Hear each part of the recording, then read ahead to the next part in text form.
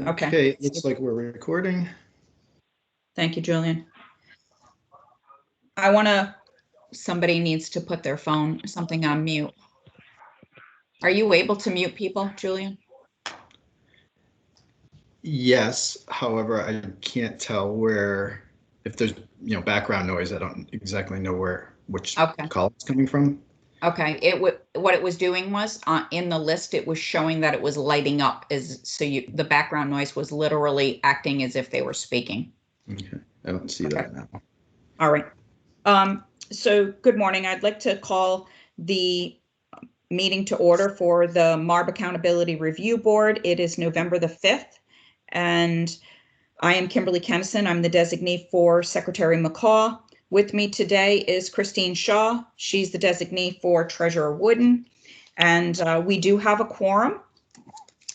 The time is 10:05.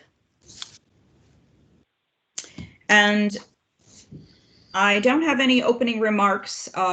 Christine, do you have any opening remarks for us for today? I do not. Thank you, Kim. You're welcome. So the public comment period is agenda item number 2, and this gives the public an opportunity to come forth and speak. I would ask if we have anybody from the public that would like to speak today that they limit their comments to 2 minutes. State your name and what town you are from, and I will address you.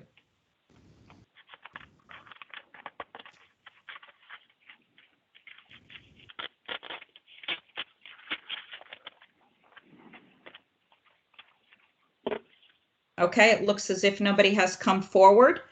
Then we will move on to agenda item number 3, which is approval of the minutes of October the 8th. And can I get a motion? Sal Luciano, motion to approve the minutes. Thank you, Sal. Tom Hamilton, seconds. I'm going to take Christine Shaw. Tom, I heard her first. You beat me. Okay. Sorry. Thank you, though. I like the race. Any discussion?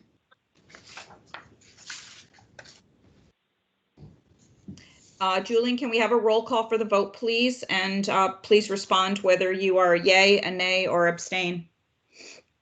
Okay, Mr. White. A yay. Mr. Waxenberg. Yes. Mr. Luciano. Aye. Mr. Hamilton. Yes. Mr. Felsigno. Aye. Ms. Shaw. Aye. And Ms. Kennison.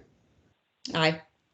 Are there any board members who joined that I didn't mention?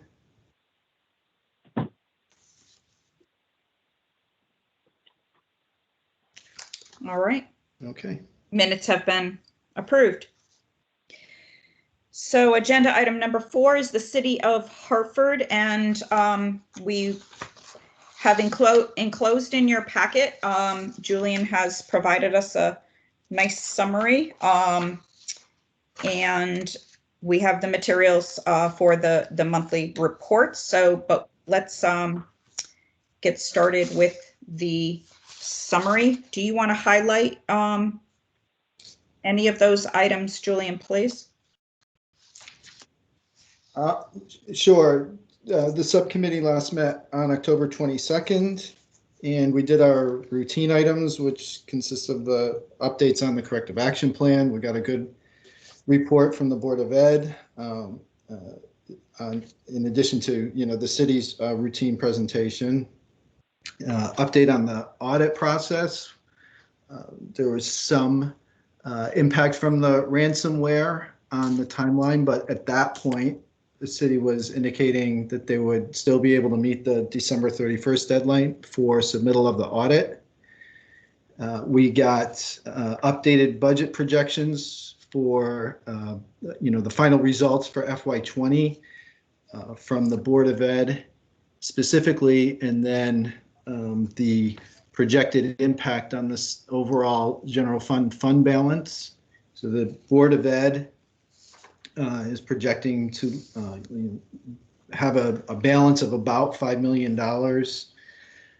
In FY20, there is expected to be some city action taken to increase the commitment for future Board of Ed expenses within the general fund balance. So that portion of fund balance is expected to be increased to its maximum, its capped amount, which is somewhere around 5.7 million.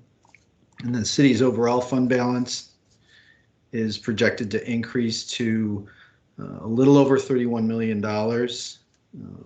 And with some designation, with the Board of Ed commitment, and then an assignment within the total fund balance of 5 million to provide some contingency for economic uncertainty, and a overall significant increase in the unassigned portion of fund balance.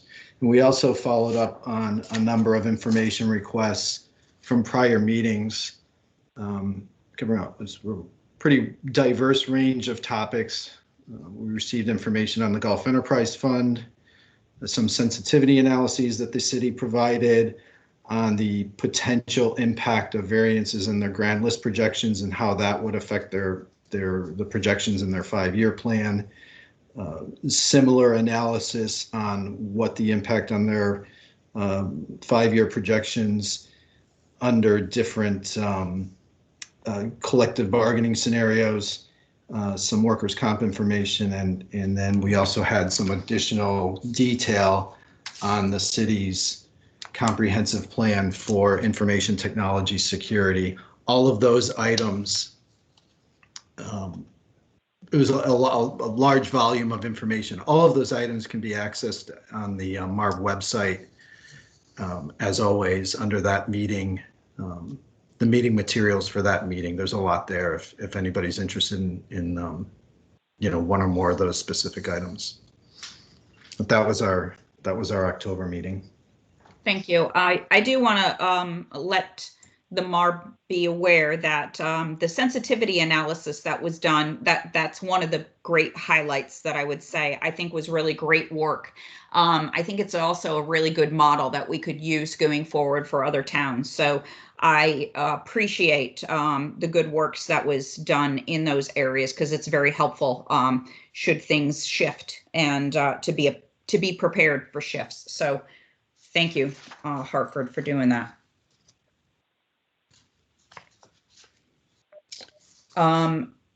Let's move on to the review and discussion of the monthly financials.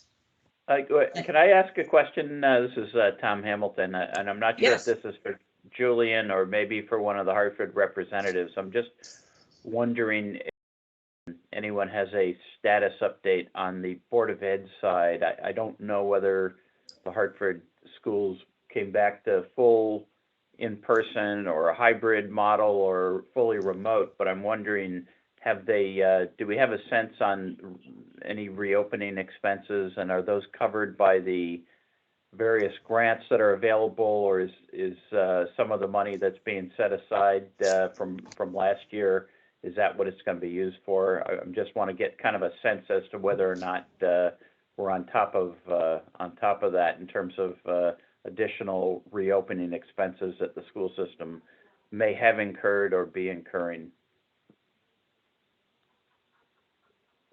This is Luke. I don't know if we have anyone from the board on. I'm happy to defer to them, but I'm also happy to give the information that I know. Perfect. Go ahead, Buddy. Mayor. Okay. So, to the first question, that was Tom, right? Yes. Tom, to the first question about what our status, we opened with a fully in-person option at the beginning of the school year. About slightly more than 40% of students, or around 40% of students, took that option. We announced last week that we are shifting to hybrid as of November 16th. So we will be shifting, kind of downshifting in the next week. But we have been fully in person to now. The board finished FY20 with a surplus of about $4 million, which included the amount that we had sent over from their prior year surplus, as a cushion. I think that savings was largely due to COVID.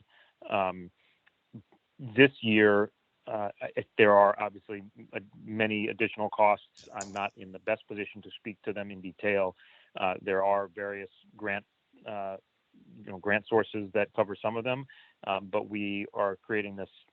I'm supportive of creating this 2% reserve, as is authorized under state statute, just given the uncertainty of continuing costs, whether it's in this fiscal year or beyond, including, the potential need to invest even more in student engagement and re-engagement as we move forward.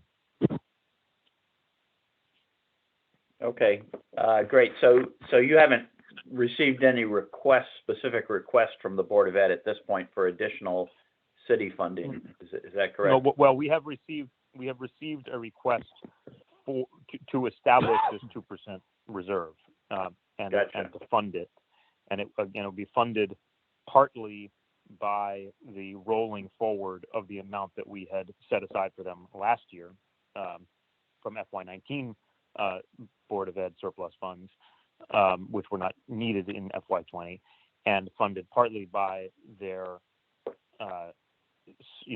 surplus in this year, and then funded partly by our surplus in FY20. Got it. Okay, thank you. That gives them a little bit over like $5 million. It might be, 5.7. Right. And Tom, that's the cap that they can get for the 2% for the Board of Ed in a reserve. Right, yep.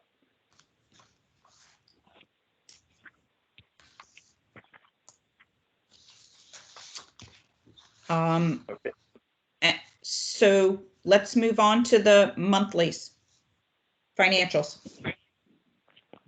Okay, I'll give the top line, and then we can dig in as much detail as you want, and we have Mike and Yulita and possibly Leanne on now. But the short summary of our monthly financials and monthly projection is that we are, in these documents that you have, we are projecting a shortfall at the end of this fiscal year of approximately 1.4 million.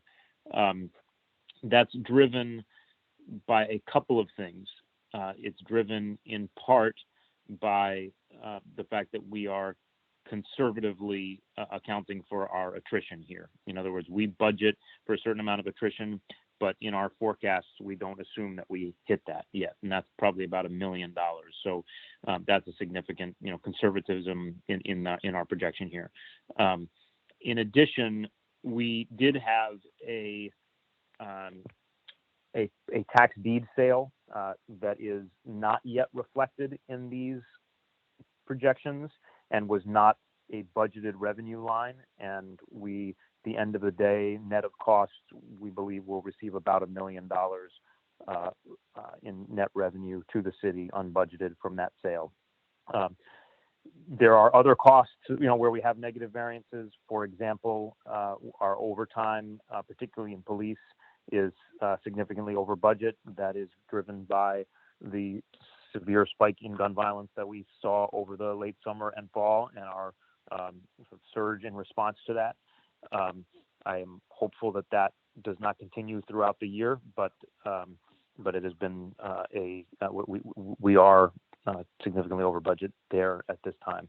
But overall, factoring in our conservative accounting on the attrition side, plus the unbudgeted revenue and the tax deed sale, we feel pretty good about the end of this coming year, notwithstanding the 1.4 million that you see projected here.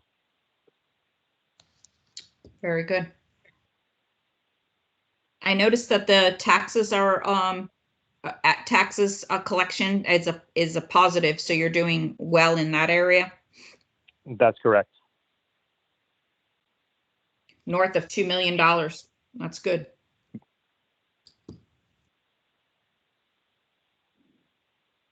And the other impact being the interest income that you were planning is not coming in as high as anticipated.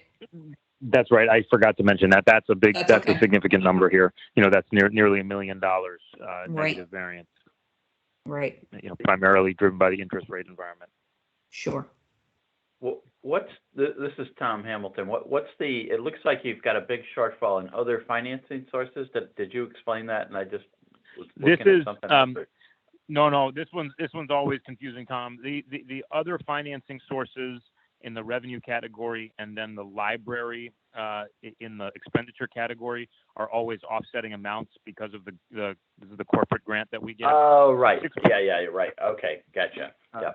So I'm actually 6.66 of that 7.1 is accounted for by that corporate contribution to the library. I'm actually not sure what the remaining 581 whatever that remainder, the remaining 400 roughly thousand.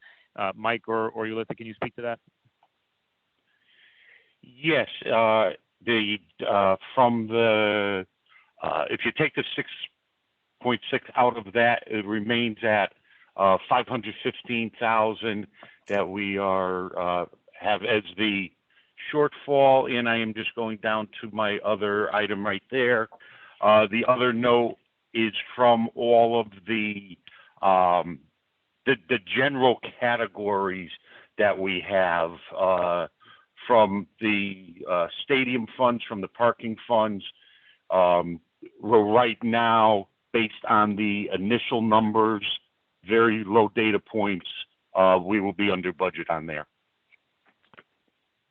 Right. Thanks, Mike. That's right. I think particularly the parking authority. That is correct.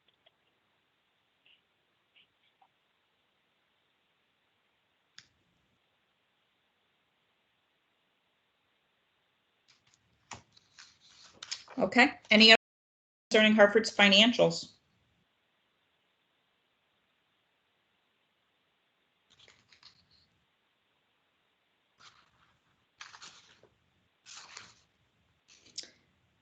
If not, we can move on to the next. One thing I was wondering is, do you get a Board of Ed detail in addition to just this straight? I like to have the Board of Ed finance breakouts as well as not just the city, instead of looking at the one line item of education. So can you make sure when you send your packages in monthly that also the Board of Ed's package is provided? Unless it was given and we don't have it, Julian. No, we don't. We have not typically received a detailed report from the Board of Ed in Hartford. Okay, so Mayor Yulita, can you follow up and ask them to please start providing that on a monthly basis? We will. Yeah, we will ask and we will work with them. I don't know that they have ever done this same form of monthly reporting, but we'll work out with them to try to get them going. Thank you very much.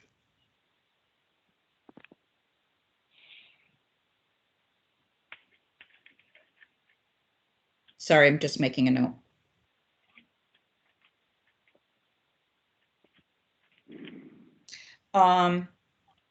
So we'll move on to the next agenda item if nobody has any other questions, and start with, we have 3 non-labor contracts.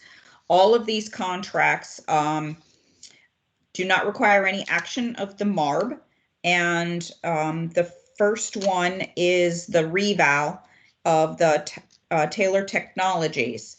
And when you look at the reval, this is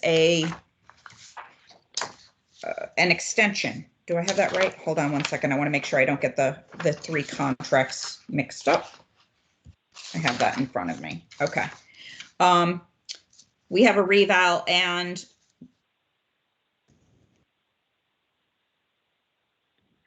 yeah, this is an extension of an existing contract, right? This is a new contract. Say that again, Julian. I didn't hear it. New. I'm sorry. Oh, okay. Sorry. Thank you. This is a new contract. This is the contract for assessment consulting services for our 5-year tax assessment, reval. Okay. So do you want to speak of this, or do you have somebody that will? Leanne. Yep, I'm on. Great. John Phillips should be on the line as well. Yep. John is. So Okay. So this is a revaluation schedule for the October 2021 grand list. It will affect the fiscal year 2023. It's the 5th year of our 5-year plan. On the revaluation clock, this would be what is commonly called a full revaluation, where we inspect all the houses. We are not contracting to do that. We did an in-house data mailer quality control project over the last 7 or 8 months, and we are proceeding with our existing data. It costs about $20 a parcel, and it's the same people that were involved in the last one are running this project too. We thought they had experience in the city and with our software, which is kind of temperamental. Okay. Good morning, everyone. This is Leanne. Just to piggyback off of what John mentioned, we did go out to RFP for these services. We had 2 responders, and Tyler seemed to be the best fit for what the city's needs were for this revaluation.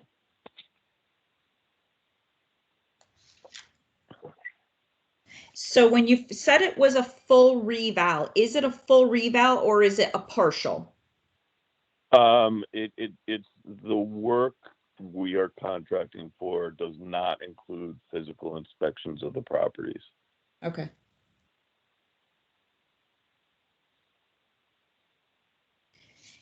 And what was the cost in the prior year? The current cost is $519,500. I think it was $535. Oh. So the cost has gone down. I'm pretty sure. I do not have that in front of me. I can get that to you certainly. Okay. It's not a big difference. Okay. Yeah, Kim, I can confirm it was less than 600,000, but I don't know the exact amount. And that project took place 5 years ago. So that was the last time we used Tyler Technologies for a reval service. Was 5 years ago, or no, we just continued with the service is what I just thought I heard. No, the last reval was 5 years ago. So this service is not an extension. We did go out to RFP, and Tyler Technologies was awarded the contract. I think what John was trying to convey is that Tyler Technologies was awarded the contract back in 2015 as well. Oh, okay. We went through the RFP process to get the vendor. Very good. Okay, any questions from the board members? Yeah, quick question, Bob White. Hi, Bob. I think it's good you're using the same folks from before. Quick question, and I think I know the answer, is that litigation services after January 22 are going to be part of an addendum to the contract at a rate to be negotiated? We rarely, if ever, we have that option, but we rarely use the revaluation vendor for court support. We generally do it ourselves, or we contract with fee appraisers on individual properties as needed. Right. I was mainly thinking of the commercial properties. Sometimes I know the taxpayer will ask to depose Tyler in addition to your experts. So, but anyway, you have the flexibility if you choose at the end to do an addendum with Tyler. And you may choose not to do that. Okay. Got it. Thank you.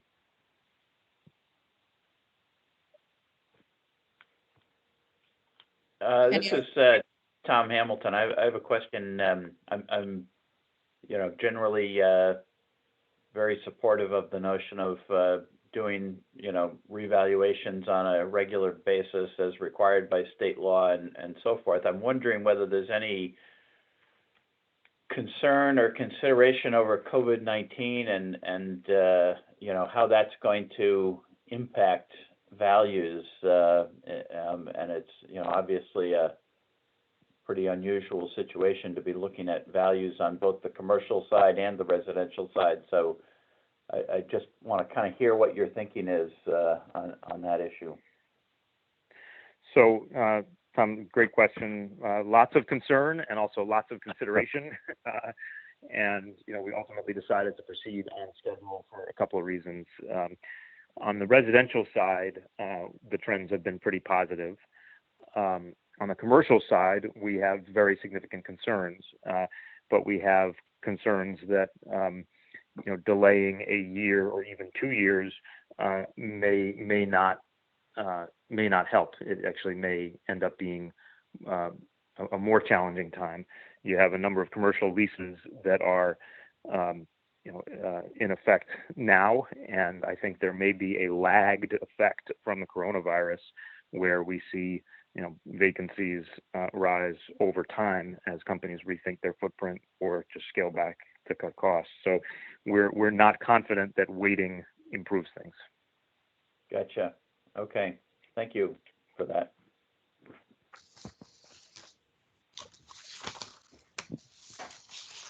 Anyone else? All right, we'll move on to the next contract, which is the Cigna third-party administrator. And this contract is,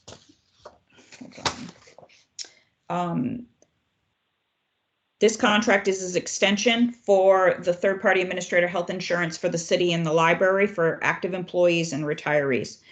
And the current contract expires at the end of the calendar year. The city is asking for a 6-month extension on this. And during the 6 months, the city will complete an RFP for a new contract, and which would then begin on July the 2021.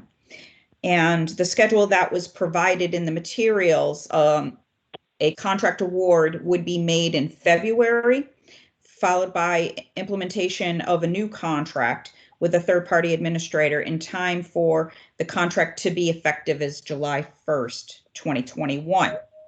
The pricing on the current contract will remain in place during that extension period. And I'm wondering if anybody has any questions or for this. It seems like it's straightforward that you're just looking for extension, that we shouldn't have too much conversation.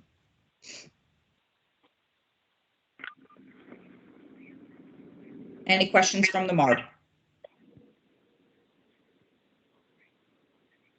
This is just a straightforward 6-month extension. Exactly. Kim, if I may, it's Leanne again. Yes. The RFP was posted on October 7th, and it's due on November 9th. So we are in the RFP process pretty heavy as well. Perfect. So it shouldn't be beyond this 6-month extension. Very good. Thank you for that update, Leanne. All right, this all sounds reasonable. Then we'll move on to the next contract. It's ORL Facilities Management. And that contract is a renewal of an existing contract for facilities management services for the city, the public safety complex.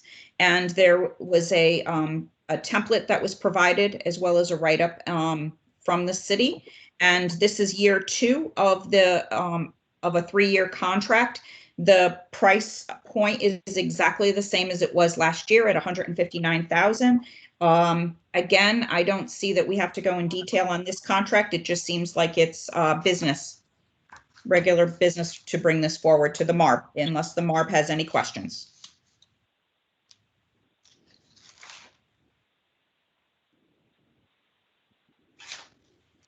Perfect. I think we're all set for the city of Hartford, and thank you all for coming today. And we're ready to tee up the town of Sprague. Bye-bye. Thank you. Thank you. Thank you. Have a good day. Thank you. Is Sprague on the phone today? Yep, this is Cheryl. I'm here. Okay, perfect. I hadn't heard you in a hello earlier, so I just wanted to make sure that you were with us. I am here, and I apologize for the background noise because I have a siren going off in the, if you can hear it, the fire siren is going off in my ear, so. I hear it. I hear it. Maybe that's a good, no, it's probably not a good sound if it's fire, you know? Right. So for Sprague, a subcommittee update. Julian, you want to give us a quick update on that subcommittee that we did not have? So the subcommittee itself hasn't met in several months. We're waiting for an update on the 5-year plan from the town. The first selectman, Blanchard, and Kim and I met earlier this week to talk about the status, and there is an update on this item on the next agenda item. So we can talk about the status of the 5-year plan further there.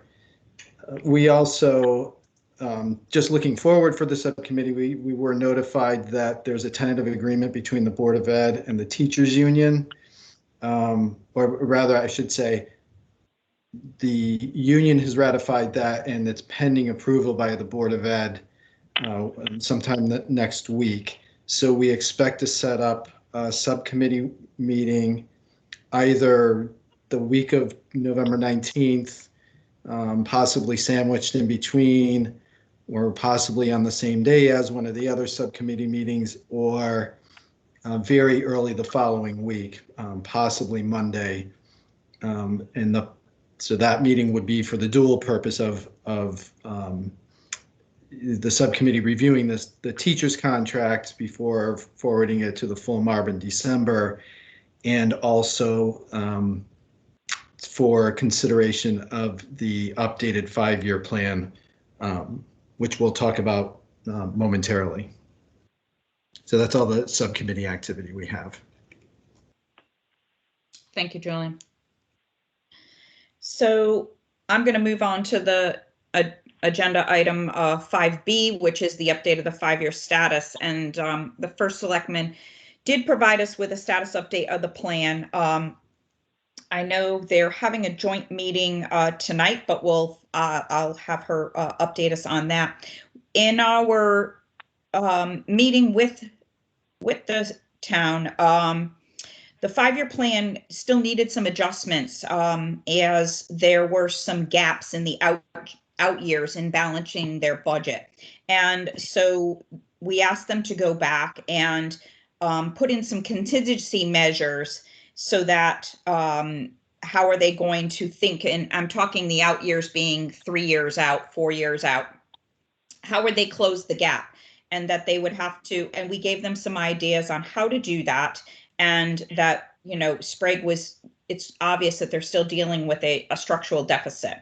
So the short-term budget fixes, will help the town to balance the budget. But over the years, it was still showing that they were going to get stretched again and fall back into a deficit in a couple of years. So we asked that town to go back and look at it for a long-term planning effect and come up with some contingency options. So I will leave it for the town the town was encouraged to work with the Board of Ed and to come up with those ideas. So First Selectman, can you give us any updates on that and the meeting for this evening? So the meeting is scheduled for this evening with all 3 boards, the Board of Finance, the Board of Education, and the Board of Selectmen, to review the draft of the 5-year plan. I have already spoken with the superintendent and indicated that we would need to come up with some contingencies of ways that we would mitigate those deficits in the out years. So he's aware that that's going to be part of our conversation because we have to be able to come up with something that we can present that would show us on the positive side. So we're hopeful that we have also prepared some graphs to share showing the increases in the mill rate and that sort of thing, and also without any kind of cuts to the budget, what that would mean as far as like how much of a mill increase, an additional mill increase would need to be shouldered by the taxpayers in order to meet those needs. Perfect. Very good. So good luck this evening with your meeting, and we will get back together to discuss a follow-up meeting for a subcommittee. Okay, Should we be prepared to do that? Any questions? Bob White, just a quick one. Are there any asset sales potentially on the table? Not without at this going point, into detail. No, there are not Okay, at this thank you. point. Thank you, Bob, for that.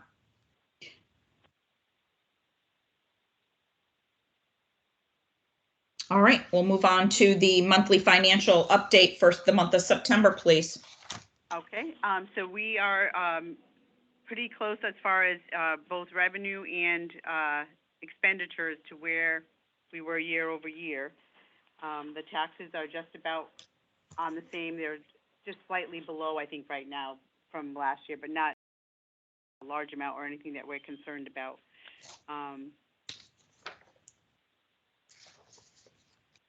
Year over year, it looks like it's a lot larger, but that was because of the $500,000 in restructuring funds that was received. So it kind of skews the numbers a little bit.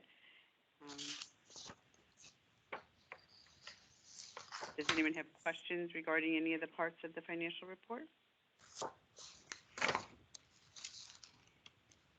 So at this moment, it's pretty much a flat line budget for your year-end projections Yes. with no changes at this very moment. No, not at this point, no. And the same on the Board of Ed side. Yes, the Board of Ed side is pretty much going along flat. I mean, you know, depending what happens with COVID, there could be additional bumps in the road that we can't foresee, but we can't really project those either at this point, so. Sure, understand. Hi, Kim. Bill Hull, the superintendent. Hi, Bill. Thank you for knowing that you're on the line. Presently, we're projecting about $120,000 surplus moving forward. However, the effects of COVID and all the PPE and things like that, we're using grants to federal and state grants to fund those, and also our special ed population is stable. So right now we're projecting a 120, but who knows what will happen in the near future. Very good. As Mr. Hamilton has asked earlier, what's your model for education at this very moment? We're in full for 4 days a week, with Wednesdays being a planning time for teachers. We are reconvening our reopening committee on November 18th to consider where we go from here. Right now, Sprague is considered a red zone area. However, all the cases are outside the age range for kids in school. We don't have any COVID cases in the school presently. Wow, that's fabulous. So we're looking to reopen for 5 days a week and get everybody in. But what teachers are really struggling with is doing online learning and teaching in an active classroom at the same time.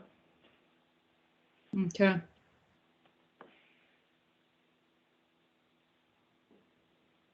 Any questions for the board members? It's Mark. Yes, Mark. Again, the issue of high school tuition and elementary school tuition at the end. Mhm. You're 6,000. You're showing a deficit over expenditure that's historically been a problem. What's the reasoning behind specifically the high school special education private schools and the elementary magnet schools? You're running about $145,000 over according to your budget. Are we seeing a change in the population that's driving that, or changes in the PPT recommendations, et cetera, or what? Yes to all the above. We've had a few outplacements that we did not budget. Those students came in. Our high school tuition is a tad higher, but that's based on last year's number, October. The way in which NFA bills us is you're always in arrear and you pay for the students you have October 1. Right. And so we're paying for those students that we had last year at October 1, which was a little bit larger. We had some kids move in. We anticipate that going down this year. So basically you had some outplacements, which unfortunately drove the private school account into a negative, and your elementary magnet schools. What's that about? That.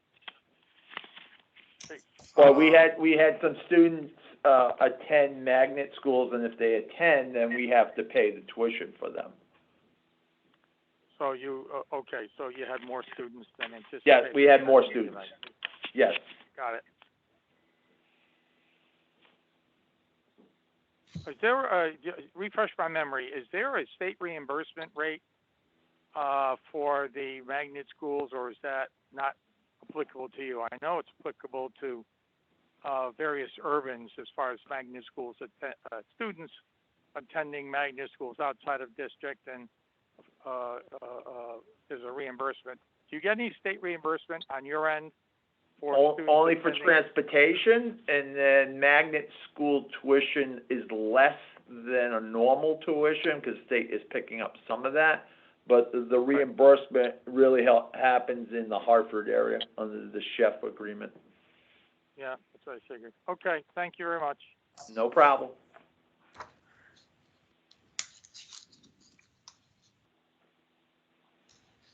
Other questions for the Board of Ed? Or the city? Town?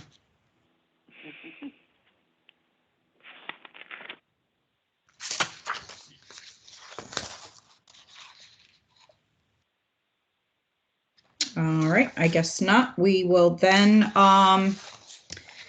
say thank you to the town of Sprague and good luck this evening. And get ready for the city of West Haven.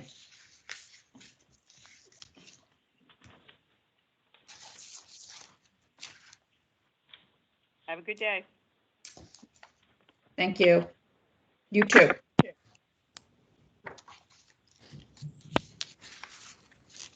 All right. Shuffling my papers. So we have West Haven on the line. Mayor? And yes, company? I'm still here. Perfect. I'm still here. I don't know if anybody else is on, but I am here. There you go. Yes. Frank, Lee Tiernan, and Michael Malone are on as well. Oh, hello, Michael. Hi, good morning. And hello, Lee. Morning, Kim. How are you? So the town of West Haven, we did have a subcommittee meeting on October the 20th. Julian has provided a nice update for us on that subcommittee. I will let him update you on the details, and I can piggyback if needed or comment. Go ahead, Julian. Sure. So the last meeting, It consisted of the routine items, updates on the corrective action plan, and the human resources action plan, update on the FY20 close and audit process. The city's projecting meeting the December 31st deadline for the audit completion and submittal.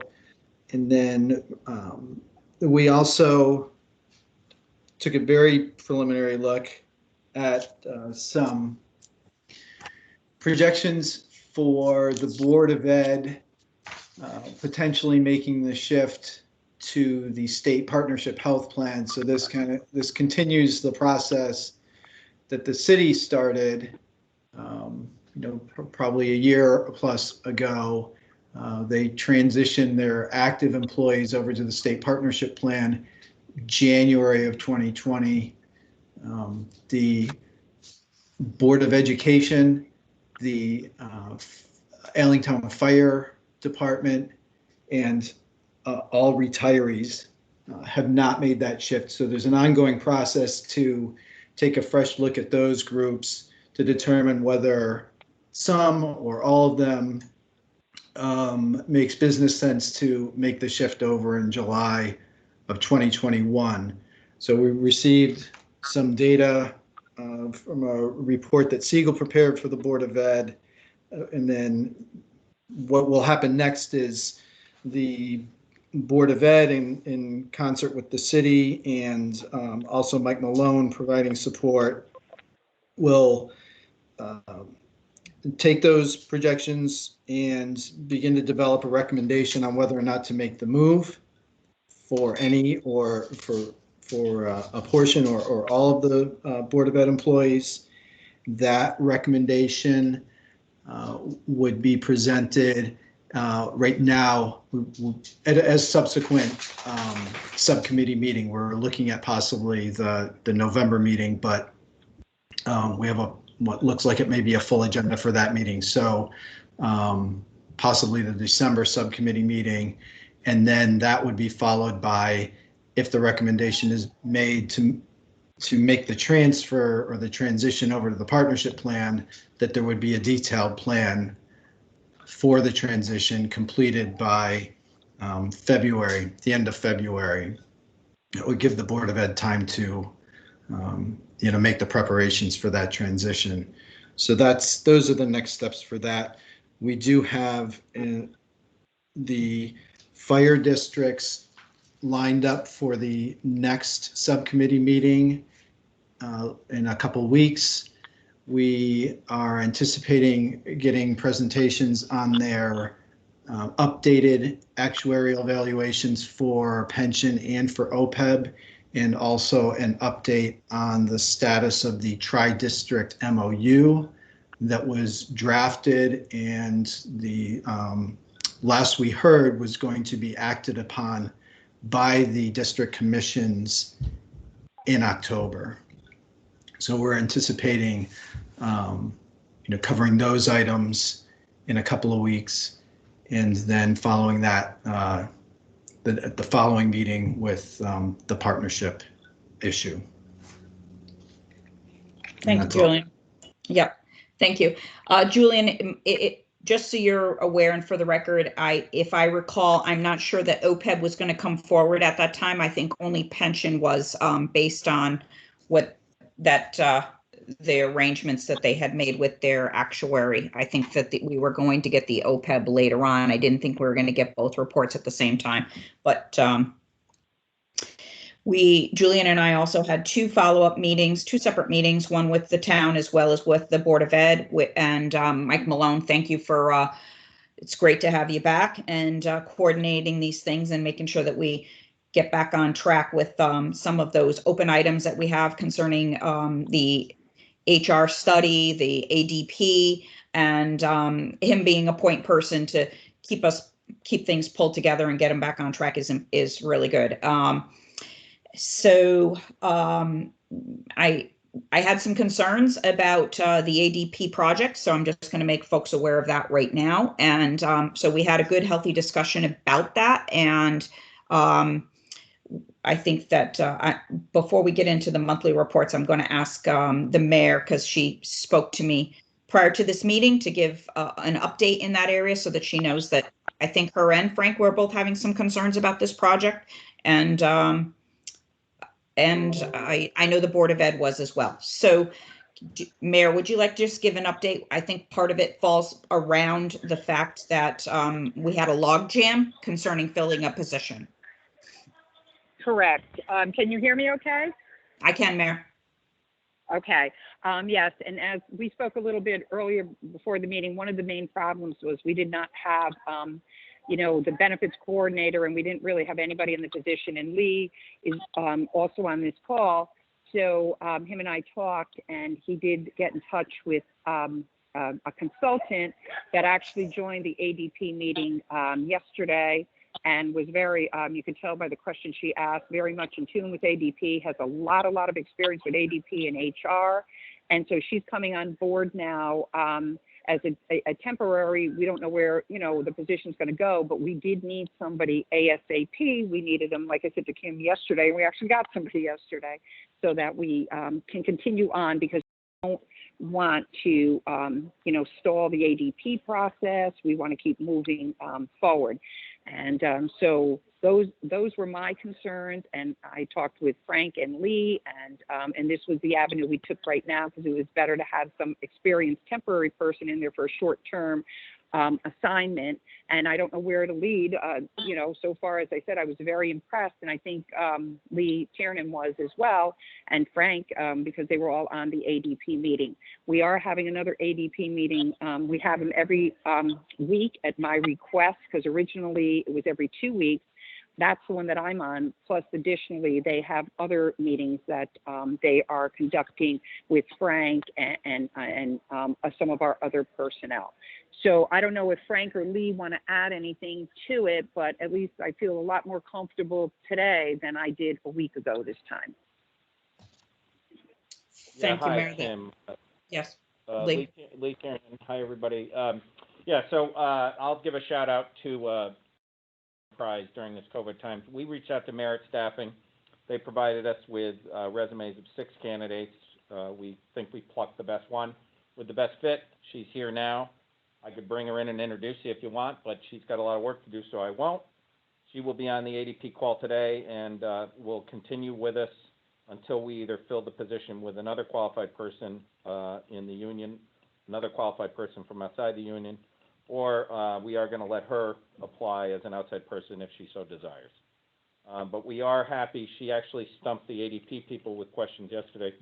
So we do feel we at least have a qualified person who can help lead us to the transition, and she's coordinating with our staff as we speak. Thank you. This is good news. All right. Any questions? I just wanted to make sure that the MARB members were aware that I had some great concerns about the ADP project, as the report was showing that a lot of the deliverables were now beginning to come in late and without a point person as a staff as a project lead, and the shortage in vacancies and the lack of ability to be able to fill the vacant positions. I think that there were too much falling on the existing finance staff to take on this huge project in addition. So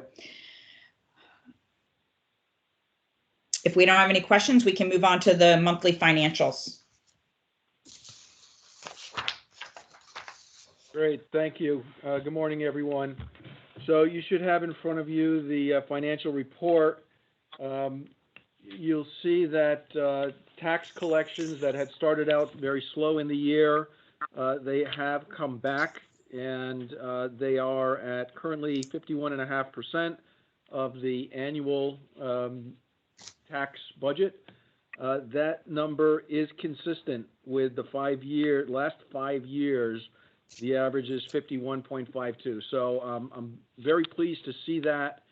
As I noted, even if in the January payments we see a shortfall through the escrows, people not able to pay their mortgage, etc., the city does have in place a process around selling liens.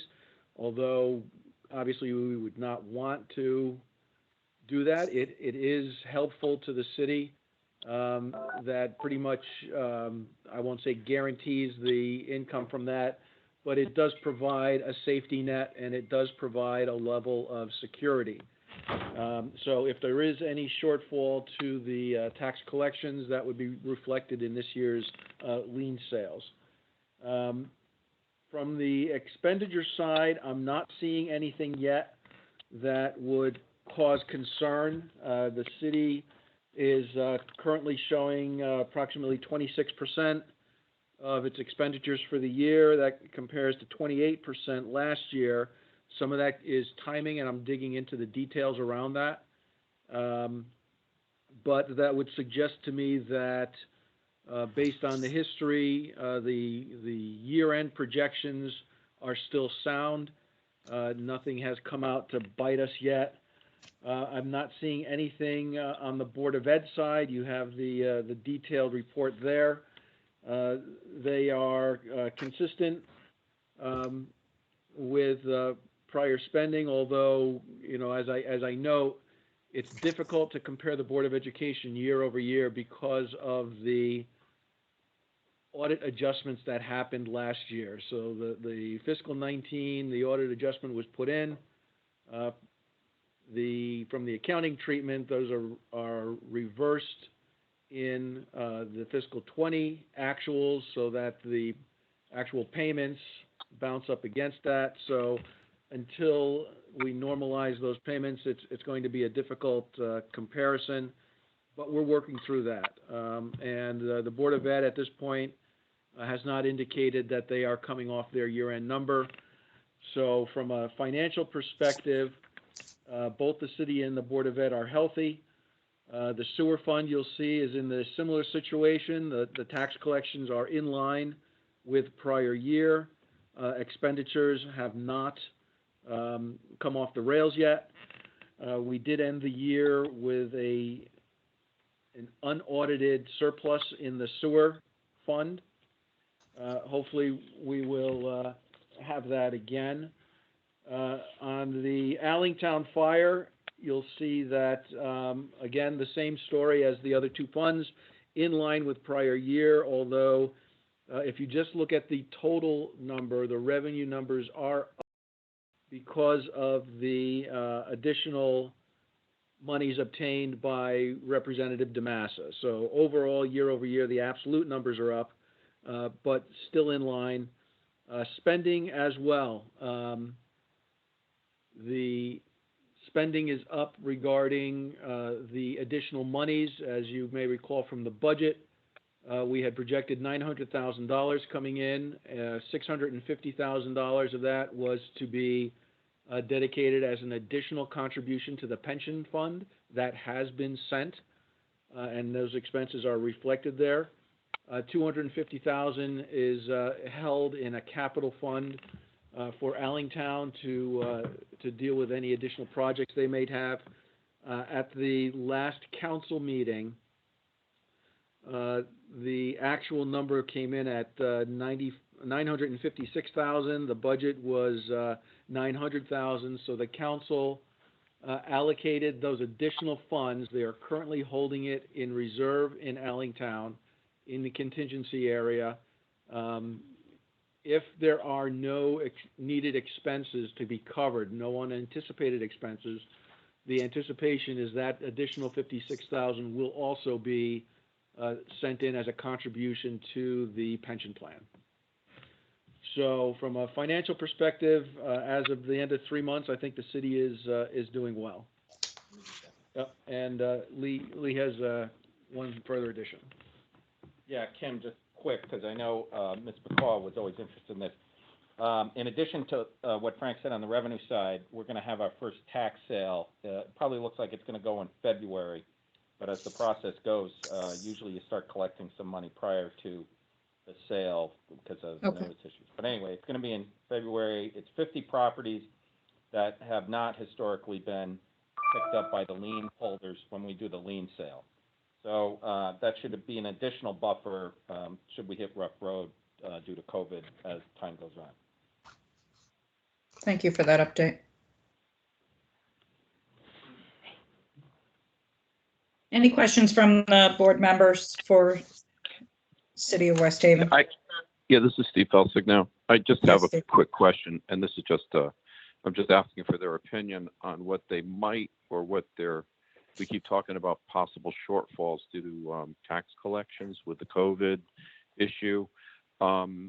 Is there a number that Frank or the group has in mind that they're anticipating to try to mitigate against, or do they have a number in mind that they're thinking of that might become an issue? Or and hopefully there isn't an issue, but if there is there a number in their mind that they're thinking of?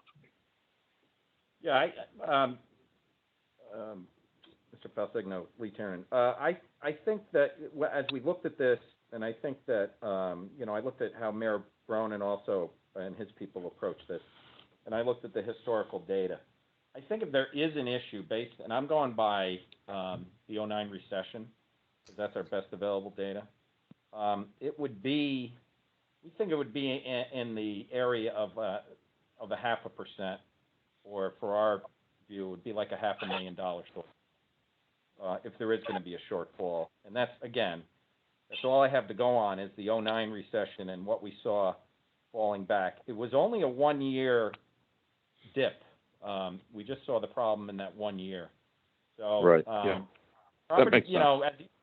as you know, property sales are, everybody's taken, the property sales are up on the residential side and so on and so forth. So, Right. I don't know if we're going to get the hit even in July. I think we're going to get some sort of hit eventually, but if we get a stimulus, though, that could change. So who knows? Sure. Okay. And the only reason Thank you. I mentioned that, Mr. Felsigno, is that roughly 50% of the tax collection comes through escrow. And Right. so obviously with COVID, kind of late in the year, I was not anticipating much of an impact on the January payments. If anything happens, I think it would be in the July payment time frame. And but fingers crossed. I'm not seeing anything yet. So. Okay, that's great. At least you have a number in mind. I always like to ask what people are anticipating. So, thank you. Anybody else that have questions? I have questions on the Board of Ed. Is Matt on the line today?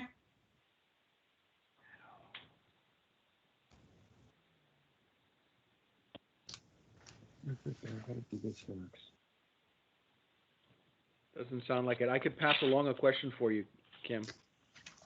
Do you happen to know what is or the mayor, do you happen to know the same question that we asked the other two towns, which is the COVID, are you doing a hybrid model? Are you for education? And with the uptick, are you making any changes?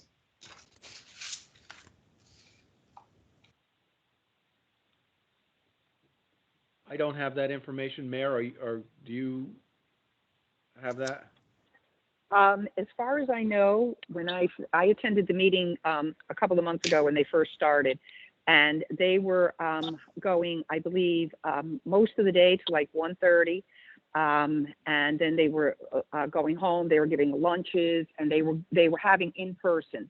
We did have a few different positives in different schools, and for that period of time, whether it needed to be quarantined for a few days or however, the superintendent followed all of the protocol. So as far as I know, they are still doing in-person learning, but we can find out definitively after the call. I can contact Neil. Okay. Yeah, just wondering if they're going to change their model with the uptick. I do know, Michael, when we were on the phone with him, he did say that his goal is to try to remain open. Absolutely. Yeah. Yeah. Yep. He did say that. Okay. Also convey, please, that it is important that they attend these meetings.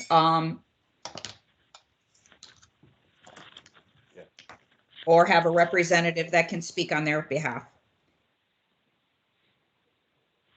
Okay. if nobody has any questions, we can go on to the next agenda item, which is the non-labor contract that we have for Motorola. And the city forwarded this contract over the weekend. And at this time, because it was coming in late in the game, we really don't have any explanation or background information. We are aware that they were having some, Frank, you brought to our attention the extreme need to do some upgrading in that area. But can you give us a brief description of what this contract is about and the terms of the contract and, maintenance versus regular, what were we doing in the past, the cost? Sure. So the dispatch system was installed, I believe, 5 years ago, roughly. At the time, the city did not take out a maintenance contract on this. As some of you may know, the dispatch system is a computer-based system, so obviously as upgrades are required, those would normally be covered under a service contract along with any needed repairs. The city opted to go with a billable need using a qualified Motorola service provider. But what we're finding is that the software is so out of date now, they can no longer just upgrade it. It needed to be reinstalled to the new version. That was a desperate situation. If the dispatch system went down. Sorry? We're having background noise. Please go on mute. Sorry. So obviously, if the dispatch system goes down, that affects both fire and police. So we reached out to Motorola. They did finally take our call. And so the contract that's in front of you is a 5-year maintenance contract. Okay. The monies are covered for the upgrade that's needed. That was in the fiscal 20 budget that has been moved to the capital plans into the multi-year. So that money is covered. We have the money in the current year budget that will cover this. In discussions with Motorola, I was able to, I won't say get the price, but I can tell you from my experience in the service business that a 5-year service contract with no price increase is practically unheard of. Right. So I am extremely satisfied and extremely comfortable with the pricing on this. And I think it's a needed system upgrade, and it is a budgeted line item. So there will be no impact. In fact, the cost to the current year is actually slightly lower than we budgeted. So okay. Yeah, so I don't see a financial downside. I don't see a dispatch downside from doing this. The contract will be with Motorola, which will include all service and repairs that are needed. And going forward, that would include all of the normal upgrades that would happen to their software. So I think it's an extremely satisfying contract from the city side.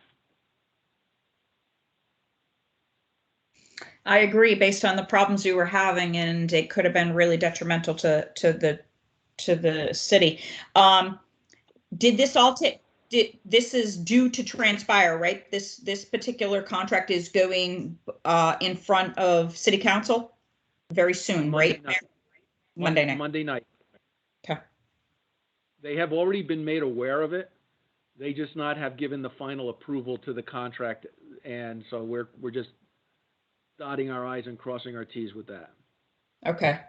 And well, you don't want to put the city at risk.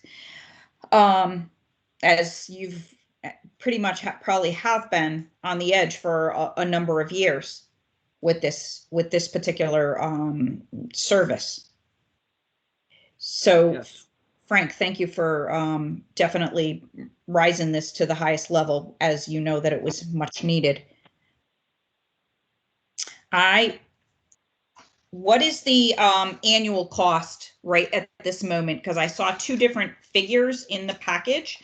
The original figure I saw was about, I think it was like 290, but I think that was at the quote, but I'm not quite sure. It looks like every year afterwards, it's about 159K for the 5 years as the maintenance service. But I didn't know what the upgrade costs and everything in the first year, what that was. It came out to roughly $256,000. Okay. $90,000 was covered from last year's budget. The remainder is covered in this year's budget. Okay. They ate an invoice. What? They ate an outstanding invoice. Oh, yes, and one thing to note is that Motorola did assume responsibility for an outstanding invoice for one of the service providers. Okay. The other good thing about this, I think, financially is having the maintenance number stable. From a budgeting perspective, it's much cleaner. Right. I don't have any additional questions. How about the board members, please?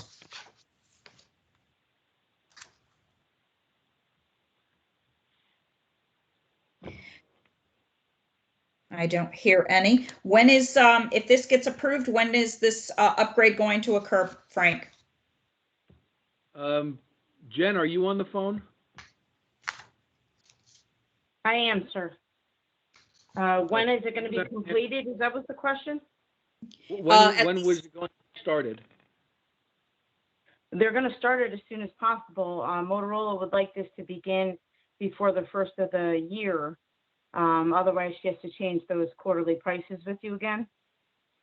And then it would obviously extend that contract out a little bit further. So ideally, as soon as they could fix the repairs that were done in error initially, as soon as they could do that, they can start the upgrade.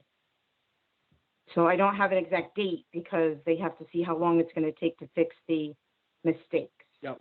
But they would like it to be by the first of the year. Okay. So Motorola is ready to go, Kim, and Okay. as soon as I get Yeah. as soon as I get approval from the council, which I don't anticipate a rejection, the purchase order will be cut and Motorola will start getting into gear. Very good. Well, hopefully they will make the right decision so that this way we don't leave the city at risk in that area, especially if you have some repairs that are much needed right now. Very much needed, ma'am. Okay. No other questions from the board members? Kim, can I be heard on one thing? And it's not about this, but I did reach out to Neil and I asked him, was the plan for the school still the same? Does he plan on making any changes due to the uptick? He wrote back, good question. We have seen an uptick in the school. So far, we can cover the classes when we quarantine. We're watching it closely. If I can't get coverage, that will force me to close individual schools. Today, there was a conference call at 2 p.m. with all cities in either orange or red. I want to hear what they have to say. So he's still doing the in-person, and that is his plan right now, but he'll know more after 2, so we can convey whatever comes out of his meeting then to the MARB members. Thank you. You're welcome. Mayor, send a message on or have Neil send a message on to Julian, please. Okay, thank you very much. Thank you for following up. We appreciate that.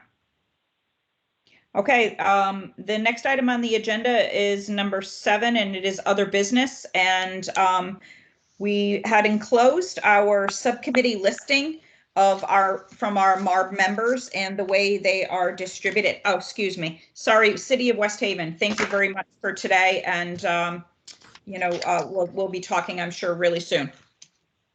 Good luck on Monday night. Thank you, ma'am. So I provided a Thank you. listing of the subcommittee members, and from that listing, we like to put this out there, and at the next meeting, be able to hear your feedback and the actual, if you want to continue on the subcommittees that you're already listed on. I had Julian pull together over the last year a listing of attendances for the meetings, as we have had a little bit of struggle with the subcommittee for West Haven, and on 3 occasions we did not have a quorum this past year. So I don't want it to feel as if it's a push, but I would like to make sure that those that are interested in being on the meeting, hopefully you can attend those meetings. And if not, you got an opportunity to make a shift right at this very moment. I do think that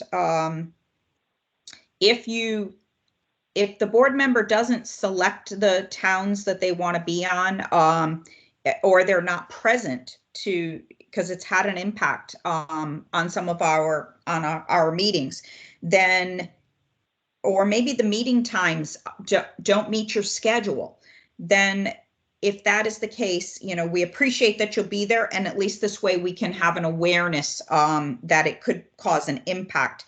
So, and if a board member doesn't give us a selection of a meeting and haven't been in attendance, I'm not going to have you be slotted to a meeting of a subcommittee, because it's really hurting the quorum, and we didn't get your vote to stay there. So I have a feeling that maybe the meeting dates are causing some trouble for some folks, but I just wanted to make you aware of that. The MARB meetings, we've only had to cancel one, so we've had some really great attendance with the full MARB. Hartford, everybody has been quite active in the Hartford board. Sprague, they only met a few times this past year. We didn't have a problem there. The biggest one being the West Haven one. Julian, do you have anything to add to that conversation? I do not. Okay. Any questions, comments from the board members?